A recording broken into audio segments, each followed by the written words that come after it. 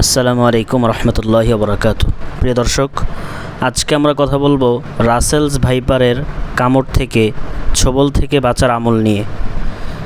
দেখেন, বিষাক্ত সাপ, বিচ্ছু এগুলো যুগ যুগ ধরে ছিল।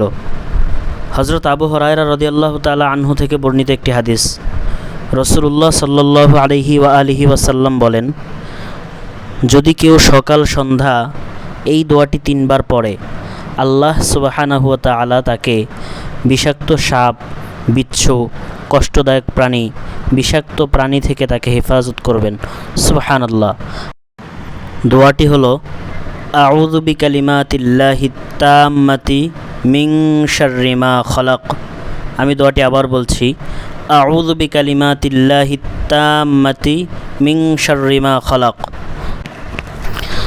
দোয়াটির অর্থ হলো, আমি আল্লাহ তাআলার পরিপূর্ণ কালেমার দ্বারা প্রত্যেক শয়তান, বিষাক্ত প্রাণী এবং প্রত্যেক কুদৃষ্টির অনিষ্ট থেকে আশ্রয় চাইছি।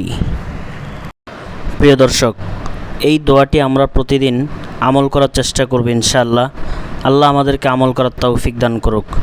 নিজে আমল করব এবং অন্যের আমলের জন্য ভিডিওটি আমরা সবাই শেয়ার করে দেব ইনশাআল্লাহ। সবাইকে ধন্যবাদ। আসসালামু আলাইকুম রহমতুল্লাহি ওয়া বারাকাতুহু।